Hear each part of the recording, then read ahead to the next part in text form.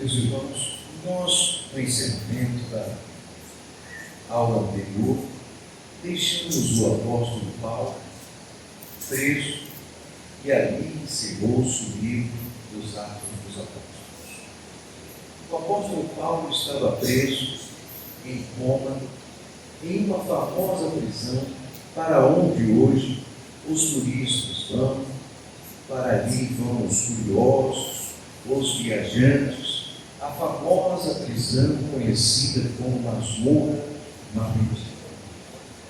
Essa prisão Roma reservava para os seus piores inimigos, para aqueles a quem Roma recrutava condições de derrubar o império. Ali os imperadores prendiam os seus desafetos, os generais famosos, os políticos que os desafiavam, os agitadores, e o apóstolo Paulo está neste lugar. Como Paulo foi parar ali? No ano 54 da era cristã, um homem assumiu o reinado imperial romano, e esse homem entrou para a história. O seu nome é Nero. Nero tornou-se conhecido como um dos imperadores mais violentos, truculentos, um dos homens mais terríveis e impiedosos que a história conheceu. No ano 64, Nero decide que queria ter uma experiência literária.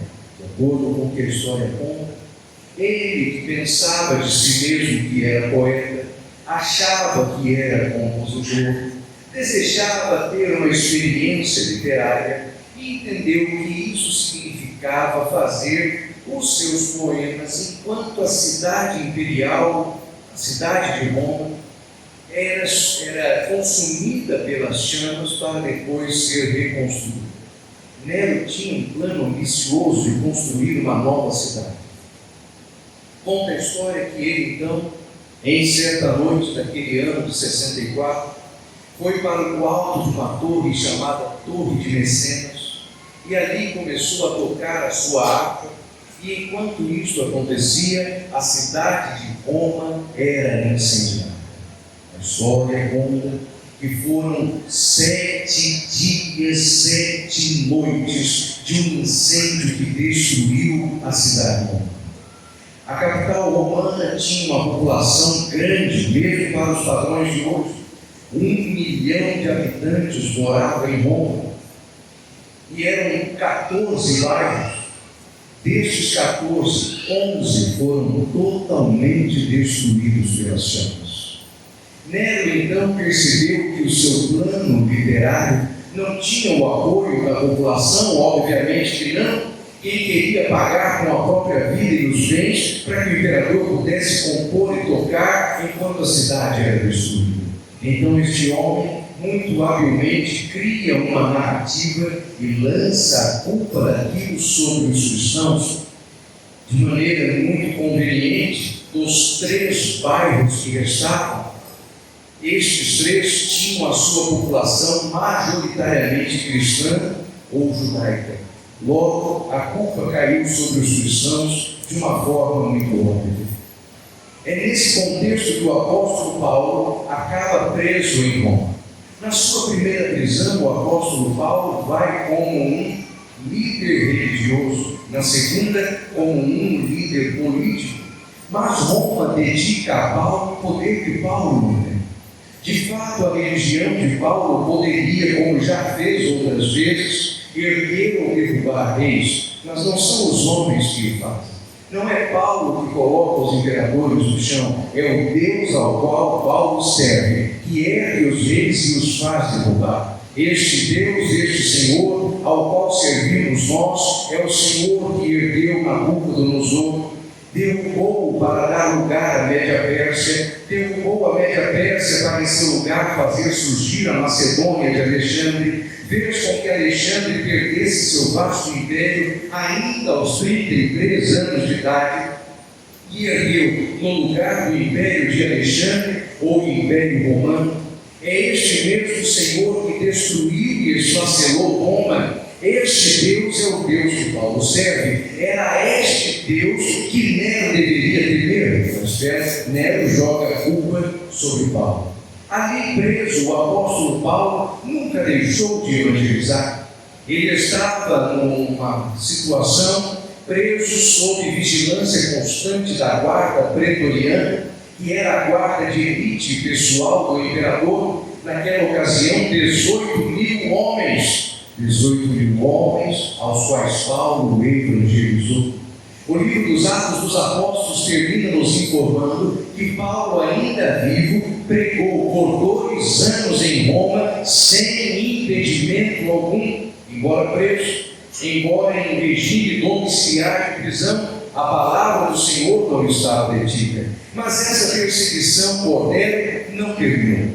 Depois que o reinado de Nero terminou, outros imperadores sucederam-se e a igreja cristã continuou a pagar com a própria vida pela sua fé e a sua devoção ao Senhor Jesus Cristo.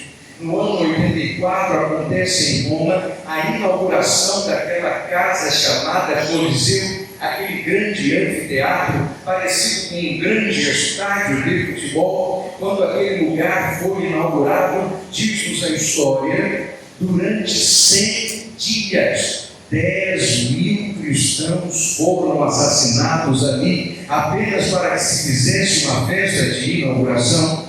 Todos os dias havia cristãos naquela arena. Eles eram esfolados pelos gladiadores, eram devorados pelos leões, eram mortos com as mordidas de cães bravos e raivosos, eram pisoteados pelos touros. A areia daquela nova arena já nasceu manchada com o sangue dos crentes, mas é como disse Orígenes, o sangue dos mártires é a semente. E a igreja do Senhor não parou, não retrocedeu, não diminuiu, ao contrário, todos os dias, conta o livro dos Atos dos Apóstolos, a igreja caía nas graças do povo e o Senhor acrescentava aqueles que se haveriam de salvar. Mas os imperadores romanos iam se sucedendo, cada qual tentando superar o seu anterior com maior crueldade, com mais malvadeza. Assim foi que nós vimos, antes mesmo de chegarmos ao ano 70 da era cristã, praticamente todos os apóstolos de nosso Senhor mortos, e todos eles mortos pelo martírio, a exceção é de João. Tiago, filho de Zebedeu, foi decapitado, Tiago de Alfeu foi apedrejado, Judas Tadeu foi morto com um machado, Filipe foi crucificado, Tomé, veja que ironia, diz a tradição, morreu ele atravessado por uma lança. O mesmo Tomé que pediu para tocar nas chagas de Cristo, inclusive na ferida que Cristo tinha provocada por uma lança. A mesma tradição dá conta de que Pedro morreu crucificado, pendurado de cabeça para baixo. Mateus foi decapitado com uma espada, Simão foi crucificado, Bartolomeu foi esfolado vivo e depois teve a sua cabeça cortada fora. André morreu em uma cruz que até hoje traz o seu nome, é chamada Cruz de Santo André, que é um madeiro em forma de X. Matias, o último dos apóstolos, acrescentado ao colégio apostólico, ainda no capítulo 1 do livro dos Atos, morreu queimado. O único que permaneceu vivo foi João. Mas João permaneceu vivo e a sua história para nós hoje é bastante importante, porque a certo momento, contado pelo próprio João no Evangelho que traz o seu nome, em que Pedro, Cristo e João estavam conversando, e o Senhor Jesus diz a Pedro: olha, Pedro, vem o dia em que vão amarrar as tuas mãos, vão cingir os teus ombros, e tu serás levado para onde não quer ir. E disse isso o Senhor, referindo-se ao tipo de morte com que Pedro haveria de morrer. Pedro então sentiu-se contrariado com aquilo e apontou para João e disse: Senhor, mas e quanto a este João, o que será dele? E a resposta de Cristo a Pedro a respeito de João foi esta: se eu quiser que João viva até que eu venha, que tens tu com isso?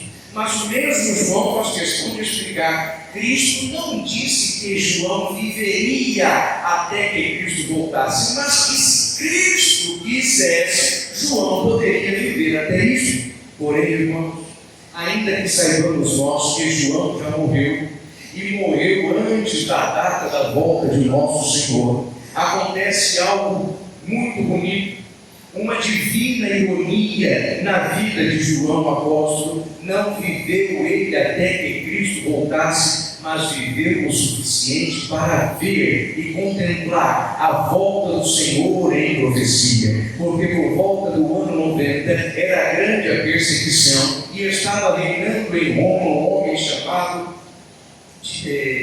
Diocleciano. Esse homem toma João e pensa: até agora matamos os cristãos não diminuíram. Até agora esfolamos os cristãos e eles não arrefeceram. Até agora temos os cristãos para alimentar os leões e os cristãos ainda não pararam de pregar. Pois eu vou mostrar aos cristãos que posso fazer a sua vida ser pior do que a sua morte. E então este imperador pega João, lança-o em Patmos, pensando: agora sim, com o último dos apóstolos preso, o Evangelho também estará contigo. Com o último dos apóstolos aprisionado, o Evangelho também já não será pregado. Só que o imperador romano não sabia de uma coisa: nós não servimos ao Senhor Jesus Cristo por causa dos nossos pastores. Amamos os nossos filhos, cuidamos bem deles, nós oramos por eles, mas nós servimos a Jesus por Jesus.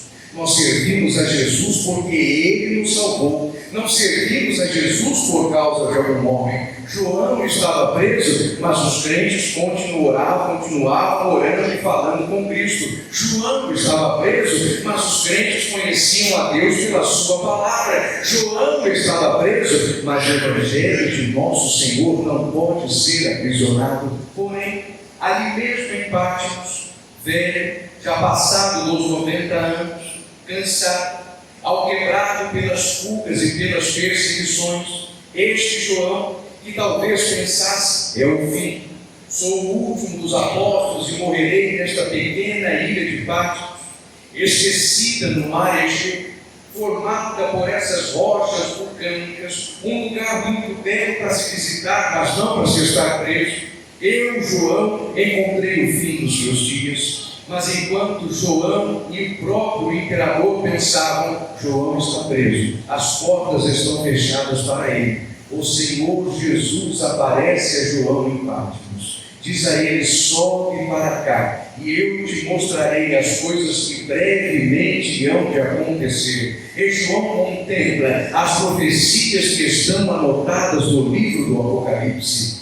Este mesmo João vive o suficiente para ser libertado de Patmos. É outra vez restituído à igreja de Éfeso, para a qual entrega as anotações do livro do Apocalipse que nós temos e lemos até o dia de hoje. Postas estas coisas, nós chegamos ao final da era apostólica. É passado o tempo dos apóstolos. Ficou para nós o registro que está feito no livro dos Atos dos Apóstolos. Do capítulo 1 ao capítulo 7, o Evangelho está em Jerusalém e vai até a Judéia. No capítulo 8, o Evangelho chega a Samaria. No capítulo 9, Paulo se converte. No capítulo 10, Cornélio se converte. No capítulo 11, o Evangelho chega até Antioquia da Síria. Nos capítulos 12, 13 e 14, nós temos a primeira viagem do apóstolo Paulo à região da Galácia. No capítulo 15, o concílio. Nos capítulos 16, 17 e 18, a segunda viagem missionária de Paulo. Nós temos nos capítulos 19 a 20, Paulo pregando em Éfeso, sendo perseguido, quase dado como morto, e iniciando a sua viagem pela Ásia Menor. No capítulo 21 a 26, a prisão do apóstolo Paulo. Capítulos 27 e 28, a sua estada em Roma e a sua defesa. E por fim chegamos aquilo que chamo eu de o capítulo 29 do livro dos Atos dos Apóstolos, que não está na Bíblia, mas está aqui. Você, eu, as criancinhas, os velhos, os adultos, os jovens, nós, os salvos do Senhor, somos Atos capítulo 21. Mas como é que chegamos até aqui? O Evangelho chegou até nós quando? Ontem. Para isso é preciso que rapidamente voltemos a certa noite, que está perdida na segunda viagem missionária do apóstolo Paulo. Paulo, saindo da região de Jerusalém, queria subir, e assim seria se estivéssemos olhando o mapa, ir ao norte, e depois virar para a direita, entrando no oriente. Mas naquela noite Paulo teve uma visão. Apareceu-lhe certo homem vestido como quem era da Macedônia, dizendo: passa para a Macedônia e ajuda-nos. Paulo, então, orientado pelo Espírito Santo, ao invés de ir à direita em relação ao oriente, muda a sua rota e vai para a esquerda. Ele entra na Grécia, começa a evangelizar a Ásia Menor, passa ele pelas regiões que ficariam famosas como sendo o primeiro país mais cristianizado da história, a atual Turquia, a antiga Anatólia. Ali o apóstolo Paulo prega as cidades de Éfeso, Pérgamo, Esmirna, Tiatira, Sardes, Laodiceia. Passa ele pelas regiões todas da Ásia Menor, prega por todo o mar Mediterrâneo. Este homem ganha a Europa para Cristo. A Europa ganhou para o Senhor Jesus Cristo a poderosa e grande nação dos Estados Unidos da América, e os Estados Unidos da América ganharam o novo mundo para o Senhor Jesus. Louvado seja Deus por aquela noite em que o Espírito levou Paulo a evangelizar a Europa. Mas antes que tudo isso acontecesse, é preciso que nós vaguemos pela história, observando que a igreja, enquanto estava perseguida, evangelizava. Enquanto era perseguida, pregava. Enquanto era perseguida, louvava. Enquanto era perseguida, crescia. Porém, irmãos, aconteceu algo na história da igreja que divide opiniões. Há quem olhe para esse momento histórico e aplaude. Há quem o veja com preocupação. Por volta do ano da segunda década do ano 300, ali por volta do ano 311, está reinando em Roma um homem chamado Constantino. Constantino começa a demonstrar simpatia pelo cristianismo. Constantino está disputando o Império Romano com um aparentado seu, e contra este aparentado, chamado Licínio, ele se levanta e se debate, e está sempre brigando com este seu parente, querendo ser de todos o mais poderoso no Império. E diz a história, e é o que Constantino contou aos que eram próximos de si, que em um de seus embates, buscando a hegemonia sobre o Império Romano, quando no meio do fragor da batalha, ele imaginava que perderia o combate, ele disse ter olhado para o céu e ter tido uma visão, ter visto no meio das nuvens, o símbolo da cruz. E ao redor deste símbolo, uma frase em latim que dizia: in hoc signi vinces, com este símbolo vencerás. E de fato aquela batalha decisiva foi ganhada por Constantino. A partir de então, este homem começou a demonstrar toda a simpatia que podia pelos cristãos. As propriedades que foram tomadas dos cristãos foram devolvidas a eles. O dinheiro que foi expropriado foi restituído. Tudo aquilo que os cristãos perderam durante muitas décadas, 3 séculos inteiros de perseguição, na medida do possível estava sendo devolvido a eles. E isso parece tão bom, mas começou a provocar uma situação que não era espiritualmente favorável para a igreja. Porque de uma hora para outra, ser cristão deixou de ser algo operado pela conversão a Cristo e passou a ser algo decidido pela conveniência e os interesses para com os poderes humanos. O imperador é a favor dos cristãos, eu serei cristão também. O imperador gosta dos crentes, eu serei crente também. Isso só me faz pensar nos tempos em que nós mesmos estamos vivendo agora, em que há uma verdadeira febre que mostra e faz parecer que ser cristão é uma moda, que ser cristão é o que há para este momento. E agora ninguém mais se aproxima da igreja procurando Cristo, mas procurando apenas estar na igreja da morte. Irmãos, há igrejas feitas para ricos, outras feitas para pobres, outras feitas para grupos e subculturas, quando na verdade o Senhor Jesus Cristo não veio para que os ricos congregassem em um lugar, os pobres em outro, as subculturas em outro. Cristo veio para que todos fôssemos um nele. As igrejas agora organizam-se como nichos comerciais, como empresas que estão procurando o seu público. Umas só querem os jovens, outras só querem os conservadores, outras só querem os professores, os intelectuais, outras só querem os crentes modernosos. Mas não é assim que o nosso Senhor Jesus Cristo organiza a sua igreja, porque a igreja do Senhor Jesus Cristo não é contada entre os bárbaros, entre os romanos, entre os gregos, entre os judeus, entre os escravos. A igreja do Senhor Jesus é contada entre aqueles que confessaram o nome do Senhor. E no Senhor ninguém é mais coisa alguma, porque todos em Cristo somos iguais e os mesmos. Mas esta mesma divisão que vemos hoje, vemos naquele momento. A igreja então começou a tornar-se poderosa, começou a enriquecer, começou a juntar outra vez os seus tesouros, começou a ter outra vez propriedade sobre as terras que lhe foram tomadas. A igreja foi crescendo, o Estado misturou-se de tal forma com o cristianismo que Constantino, mesmo sem ser cristão, mesmo sem ser batizado, a quem diga que ele converteu-se, mas a decisão dele por Cristo aconteceu praticamente nas vésperas da sua morte. Enquanto teve vida e saúde, Constantino nunca se batizou. Sem ser batizado, era o chefe da igreja. Sem ser batizado, ele comandava o concílio. Sem ser membro de igreja, sem entender de teologia, ele estava inclusive arbitrando questões doutrinárias e teológicas.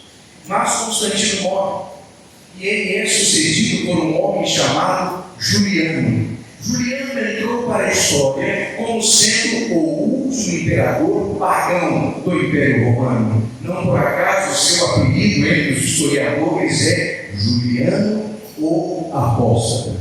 E Juliano voltou a perseguir, ainda que por pouco tempo, os cristãos. Quis ele restaurar o culto pagão romano e tinha ódio da igreja de nosso Senhor Jesus Cristo. Mas Juliano, além de perseguir a igreja, precisava lutar contra os persas, porque os persas estavam batendo nas portas orientais do Império Romano. E então Juliano, para poder montar um exército que fosse suficiente para dar combate aos persas, começa a pegar os cristãos à força e colocá-los nas fileiras do exército do Império Romano. Agora ele tinha verdadeiros pelotões, batalhões, companhias inteiras formadas por homens cristãos que estavam sendo escravizados por Roma para ir lutar em favor de Juliano, o imperador apóstolo. E assim conta a história que enquanto as forças escravizadas dos cristãos que iam lutar por Juliano estavam marchando em direção ao exército persa, os centuriões estavam chicoteando e humilhando os soldados cristãos escravizados. Em certa passagem, um destes centuriões bateu tanto em um soldado cristão que este soldado cristão escravizado caiu no chão com o rosto na terra. O centurião vem por cima e pisa-lhe a cabeça, e este crente no chão sente areia contra o seu rosto. E ali, naquele momento, aquele soldado romano, pisando a cabeça do do cristão escravizado, pergunta a ele: e aí, onde é que está Cristo agora? E com o pouco esforço que pôde, aquele soldado do chão apenas pôde olhar para cima e enxergar o rosto daquele que o feria entre aquelas sandálias e toda aquela poeira grudada nos seus olhos, e disse assim: o meu Cristo está abrindo uma sepultura para o teu imperador. Poucos dias depois, durante o enfrentamento das forças de Roma contra as forças persas, Juliano é gravemente ferido. Ele cai ao chão. Os soldados pretorianos o cercam. Conta a história que este homem começa então, na ânsia e na angústia de ver a vida deixar o seu corpo, a apertar entre os dedos a areia até a que estava no chão, e espumando, já próximo de morrer, ele diz as suas últimas palavras contra Cristo e contra o céu, dizendo: por fim tu me vencestes, ó Galileu. A igreja do Senhor sai de sob as sandálias de Juliano para outra vez estar abrigada sob a proteção do Estado Romano. Isso começa a dar poder, dinheiro, de tal forma que 5 cidades estão disputando ser a principal cidade da história do cristianismo: Jerusalém, Roma, Antioquia da Síria, Constantinopla e Alexandria no Egito. Essas 5 cidades querem ser a principal cidade cristã. É nesse momento, queridos irmãos, que surge uma das maiores mentiras já contadas na história do cristianismo. Nós estamos agora por volta do ano 600 da era cristã, e começa a circular pela Europa um documento chamado As Falsas Decretais de Isidoro. Nós as chamamos de falsas. Os católicos as chamam simplesmente de os decretos de Isidoro. Este documento mentiroso começa a estabelecer que Pedro, quando morreu, não morreu em Jerusalém, mas morreu em Roma. Conta esta tradição mentirosa que durante a perseguição de Nero, Pedro estava fugindo, quando no caminho da sua fuga ele teria encontrado Jesus. E encontrando Cristo, Pedro pergunta ao Senhor: aonde vai, Senhor? E Cristo lhe teria respondido: eu vou a Roma, Pedro, para ser crucificado outra vez, porque você está fugindo. E então, segundo essa tradição, com Pedro, envergonhado, volta do caminho de sua fuga e vai em direção a Roma para ser crucificado de cabeça para baixo na cidade dos céus. Mas essa história nunca aconteceu. Não foi lá em Roma que Pedro morreu, mas as falsas decretais de Isidoro dizem que sim. E aí começou-se então por este documento a estabelecer uma espécie de linha de sucessão, para que todos os bispos da igreja em Roma estivessem de alguma forma ligados em sucessão a Pedro. É quando nasce o papado. É aí que nasce a história do Papa, da Igreja Católica e do Vaticano. As falsas decretais provocaram uma mudança tremenda na história do cristianismo, de tal modo que 1000 anos depois disso, estamos nós ali por volta do ano 1500 da era cristã, Roma está erguendo o maior templo católico da história, e o é até hoje, a Basílica de São Pedro. Para aquela construção, o Papa Leão X precisava de muitos recursos e muito dinheiro, e então ele tem uma ideia brilhante: eu começarei a vender por todas as cidades cristãs do mundo uma autorização de perdão espiritual para os vivos e para os mortos. Agora imaginem, os meus irmãos, a maldade e a crueza disso. Os emissários romanos saem por todas as cidades cristãs vão até o cemitério, chegam aos velórios, veem alguma família cercando um caixão e dizem àqueles que estão sepultando o seu corpo: olha, o seu filhinho que morreu não está no céu. Ele não era bom o suficiente para ir para o céu. Os irmãos imaginam quais são as reações de um pai e uma mãe que escutam isso? Eles diziam: senhora, o marido seu que foi sepultado agora não está no céu. Ele não é bom o suficiente para ter ido para o céu. Diziam aos filhos: a sua mãe que foi sepultada não está no céu. Ela não é boa o suficiente para ter ido ao céu. E é certo que nessa hora o desespero tomou conta dessas pessoas. Mas esses emissários católicos diziam: mas calma, porque o seu filho, o seu marido, a sua esposa, o seu pai, a sua mãe não foi para o céu, mas também não foi para o inferno. Nem tudo está perdido. Porque não era bom o bastante para ir para o céu, mas também não era mau o suficiente para ir para o inferno. A alma do seu parente morto está em um lugar chamado purgatório. E eu trago aqui uma bula papal, um documento assinado pelo nosso Papa, o sumo pontífice, o sucessor de Cristo na terra, o detentor das chaves do reino. E se você der uma boa oferta agora para a construção daquela linda catedral, a Basílica do Vaticano, você tirará a alma do seu parente do purgatório e ela entrará no reino de Deus. Irmãos, sem pensar, sem sequer questionar, os cristãos e pagãos também começaram a dar os seus dinheiros, os seus recursos, tentando tirar as almas dos seus parentes mortos do purgatório. Estabelece-se por todo o mundo cristão, no Oriente e no Ocidente, aquilo que está chamado na história de a venda de indulgências. Mas é o século XVI. E lá na Alemanha, há certo monge agostiniano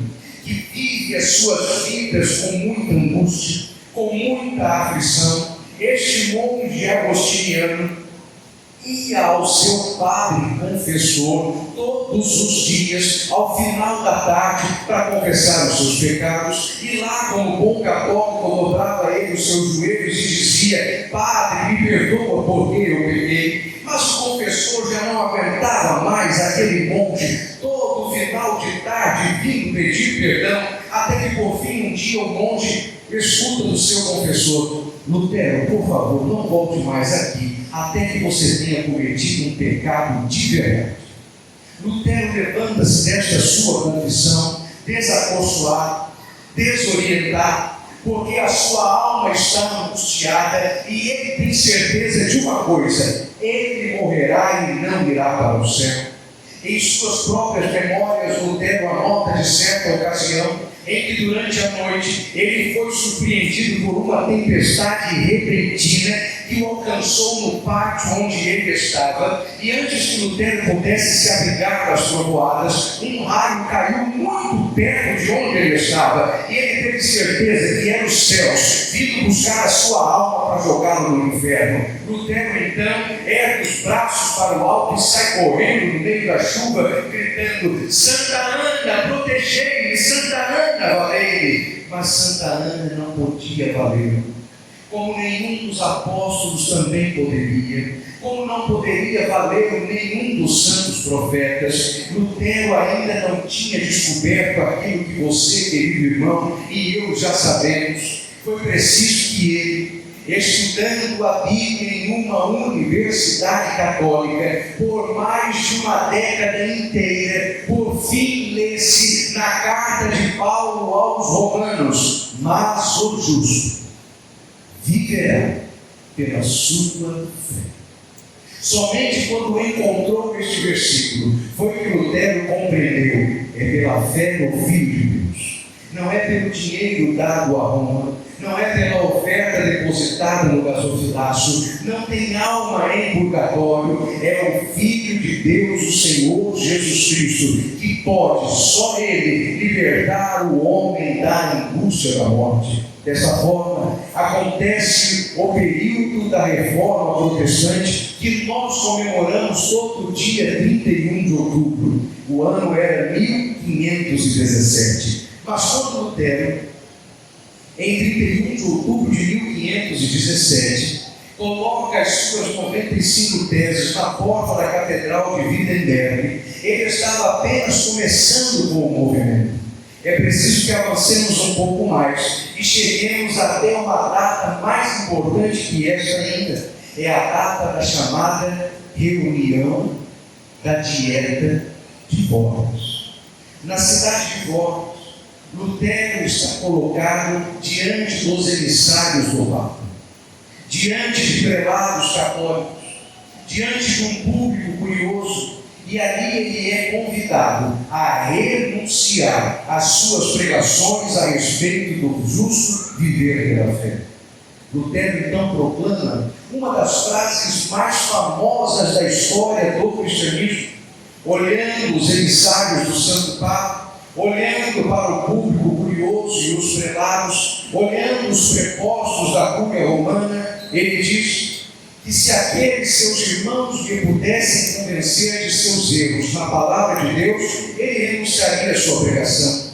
Mas como nenhum deles poderia fazer, disse Lutero, aqui permaneço eu e que Deus me ajude. Lutero sai daquele lugar declarado herege.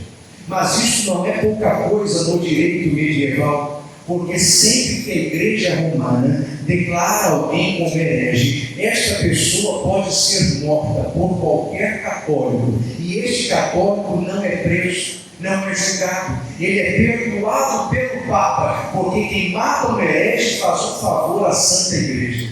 Lutero então é raptado pelos seus amigos, é levado por eles para dentro de um castelo medieval na Alemanha, escondido em um quarto cuja parede de entrada era disfarçada na parede, e ele permanece ali por quase uma década inteira. Mas o que faz Lutero preso? A mesma coisa que Paulo também fez preso.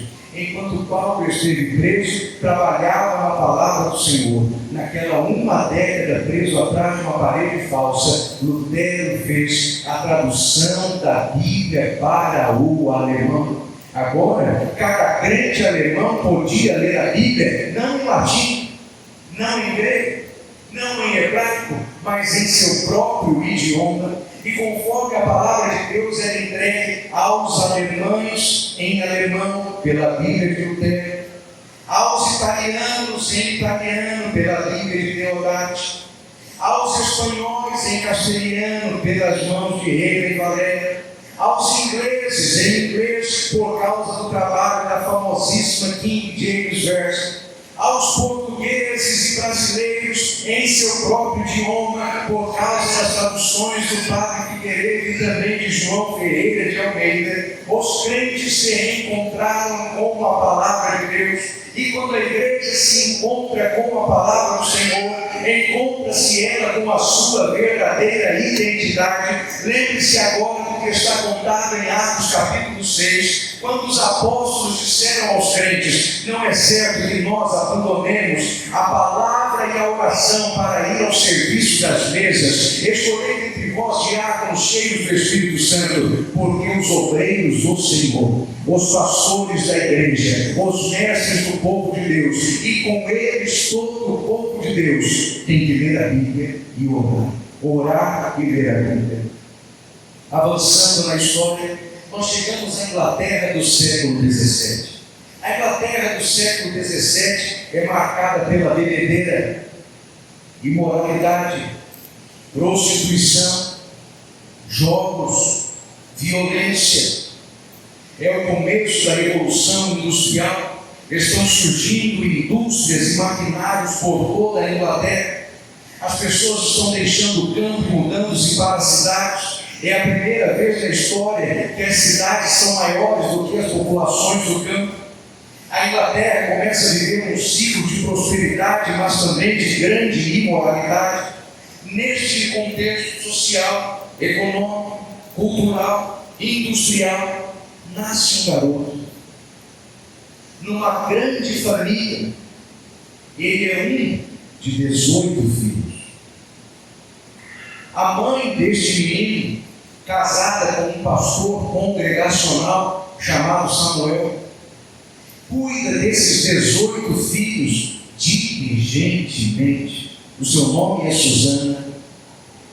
Ela lê a Bíblia com todos os filhos, todos os dias. Todos os dias ora com eles e ora por eles. E há pais hoje que não dão conta de fazer culto doméstico com 2 criancinhas só. Susana cuidava de seus filhos e lia tanto a palavra de Deus como eles. Era tanto o seu conhecimento bíblico que ela já não podia olhar os fatos da vida comuns ou extraordinários sem citar a palavra de Deus para qualquer coisa. Certa ocasião, a casa de Susana e Samuel e seus 18 filhos pegou fogo. Todos saíram do imóvel, menos o garotinho de quem eu estou falando, e ficou preso lá dentro. Ele tinha por volta de 4 anos, 5 anos. Por fim, algum dos socorristas conseguiu entrar na casa em chamas e tirou de lá de dentro aquele menino que, da pele branquinha, saiu dali todo encinzentado por causa da fuligem. Quando aquele menino foi entregue nas mãos de sua mãe, Susana, tomando-o nos braços, citou o profeta Zacarias, sem saber que na verdade estava profetizando. Olhando para o filho, disse: porventura não é esse o tição que foi tirado do fogo?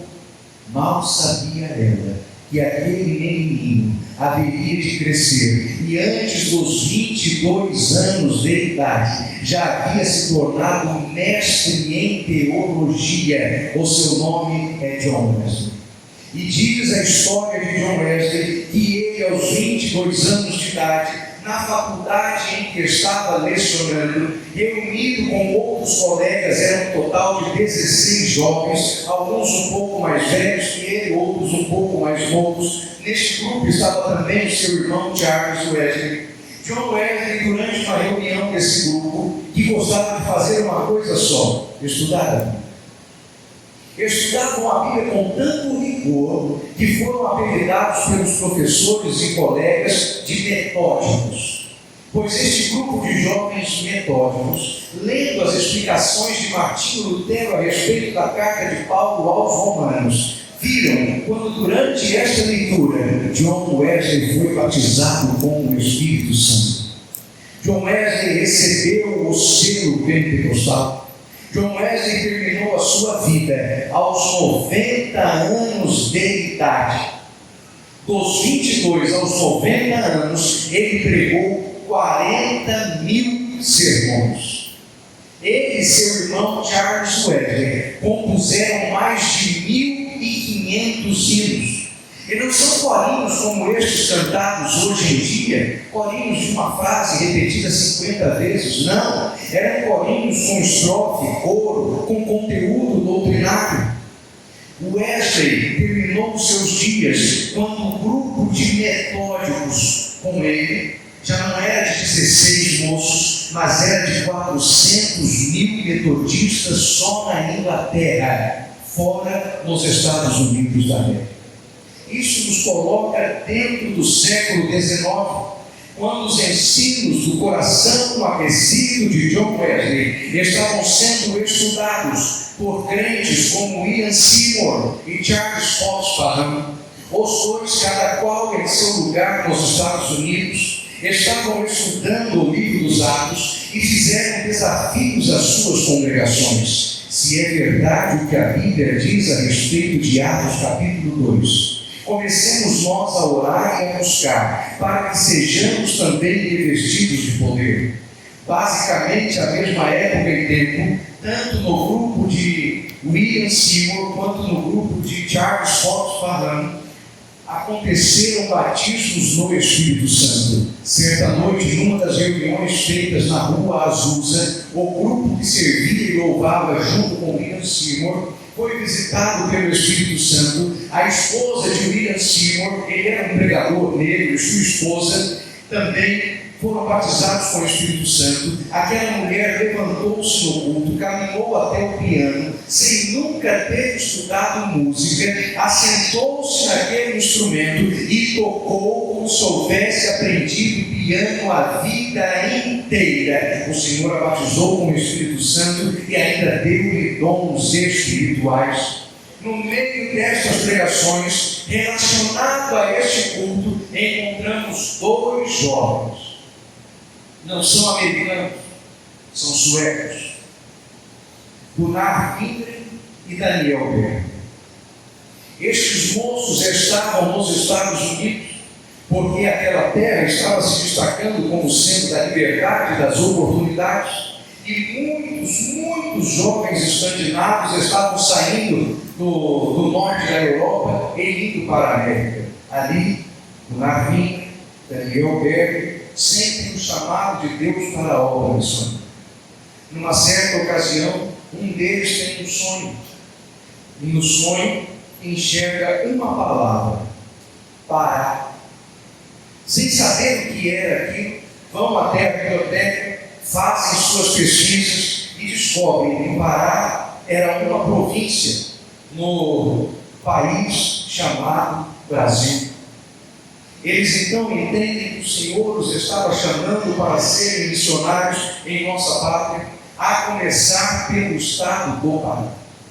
Organizam-se, juntam $90, que era o dinheiro necessário para uma viagem de navio de terceira classe, saindo lá dos Estados Unidos até chegar em Belém, no Pará. Quando tinham nas suas mãos o dinheiro para aquela compra, sentem da parte de Deus em entregar aquela quantia a certo irmão de sua igreja que estava necessitado. Eles precisavam comprar a passagem, mas o Senhor mandou dar o dinheiro. Confiando em Deus, entregaram nas mãos daquele irmão a quantia e começaram a depender da providência divina, porque, conforme disse Hudson Taylor, missionário inglês que foi sozinho desbravar a China, a obra de Deus se faz ao tempo de Deus, no modo de Deus, com os recursos de Deus. Não é com a nossa força, mas com aquilo que Deus faz. E então, alguns dias depois, enquanto caminhavam pelas ruas, Gunnar e Daniel depararam-se com alguém que vinha apressadamente em sentido contrário. Era um irmão conhecido seu, um crente da mesma igreja, e que quando os encontrou lhes disse: finalmente encontrei vocês. O Senhor me tem inquietado para que eu lhes entregue este envelope aqui com este dinheiro. Quando ambos os missionários abrem o envelope, já não é surpresa no seu coração, você sabe o que estava lá dentro: $90. O Senhor lhes estava confiando a chamada. Eles vêm ao Brasil, descem no porto de Belém do Pará, bem juntinho do mercado chamado Ver o Peso. Eu estive ali alguns anos atrás, desci até as águas do rio, por onde os navios deixam o mar e chegam pertinho de Belém, na mesma escadinha em que os missionários desembarcaram e por onde subiram em terra em 1910. Desci pela larga avenida por onde eles também desceram, ladeada por frondosas mangueiras que deram a eles seu primeiro alimento no Brasil durante vários dias. Só podiam alimentar-se daquelas mangas, naquelas mangueiras, porque não tinham dinheiro para mais nada. Até que, por fim, são abrigados no porão da Igreja Batista em Belém, e o seu ministério começa. Mas estes homens vêm ao Brasil com uma pregação diferente. Eles vêm pregar que Jesus Cristo salva, cura, batiza com o Espírito Santo e levará a sua igreja para o céu. Irmãos, atenção a isso. Se você tiver curiosidade, sem estudar esforço, você encontrará no YouTube uma entrevista de áudio feita nos anos 60 por um pastor em São Paulo com o missionário Daniel. Essa entrevista foi gravada quando a igreja que promoveu a entrevista estava procurando meios de levantar recursos para terminar a obra. E durante toda a entrevista, eu já pude observar, era os anos 60, em descompasso entre as pretensões do entrevistador e aquilo que estava no coração do missionário.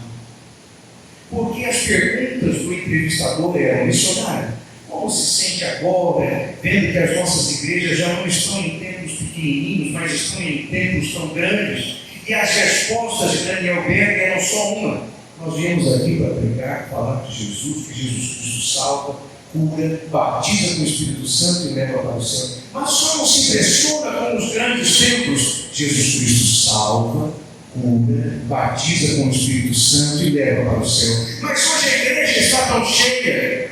Jesus Cristo salva, cura, batiza com o Espírito Santo e leva para o céu. Há uma identidade que nos define, só uma. E esta é a pregação que é chamada inclusive de quadrangular. Jesus Cristo salva, cura, batiza com o Espírito Santo e leva para o céu. Enquanto a igreja do Senhor pregar isso, adivinhe só o que é que vai acontecer. Jesus Cristo salvará, Jesus Cristo curará, Jesus Cristo batizará, e quer alguém queira ou não, goste ou não, o problema não é meu, ele vem levar os crentes para ir morar no céu. É só para isso que nós estamos. Por motivo nenhum, termino esta exposição contando aos irmãos a seguinte tristeza. Durante a pandemia, eu fui convidado a escrever um artigo para um grande jornal evangélico do Brasil. E escrevi naquele jornal: vem o dia em que os nossos templos serão fechados, em que seremos impedidos de cultuar. A pandemia estava começando. E este dia piorará, porque nós ainda veremos os nossos templos sendo destruídos. Mas não precisamos de templos para adorar. Precisamos ser igreja para continuar a ser. Quando o artigo foi publicado e eu fui ler o meu texto, imediatamente eu liguei para o editor do jornal: irmão, onde estão as minhas palavras a respeito dos templos fechados, dos templos queimados e da igreja que está sendo perseguida? E o editor me disse: pastor, isso não é coisa que a gente deva ficar falando, pois este é o ambiente da igreja hoje. Ninguém está interessado no que significa o peso de servir ao Senhor Jesus Cristo. Se eu vim de minha casa até aqui para falar com os meus irmãos, não foi para um passeio. Se os irmãos saíram de seus lares para estar aqui nessa tarde de sábado, não foi por um passatempo. Foi para que a história da Igreja Apostólica e da Igreja de Cristo ao longo dos séculos avive no seu coração a necessidade que nós temos de servir ao Senhor como os crentes apostólicos. É para isso que nós somos salvos. Para ficarmos em Jerusalém até que do alto sejamos revestidos de poder, para sermos testemunhas do Senhor em Jerusalém, Judeia, Samaria e até aos confins da terra. Você, se precisa deste poder, corra ao Senhor e peça-lhe já, porque não se pode viver no mundo sem o Espírito Santo. Não se pode ser crente de verdade sem o batismo em línguas. Não se pode ser crente verdadeiro sem a unção do Espírito e sem o revestimento de poder. Sem tudo isso, a nossa vida se resume a uma verdadeira atividade social aqui dentro. Mas eu tenho certeza que você não está disposto a gastar a sua vida aqui dentro como se estivesse num clube, porque do lado de fora as almas estão clamando por salvação, e é preciso que você e eu vamos até elas falar que Jesus Cristo salva, cura, batiza com o Espírito Santo e vai levar a sua igreja para o céu. Que Deus em Cristo Jesus nos abençoe.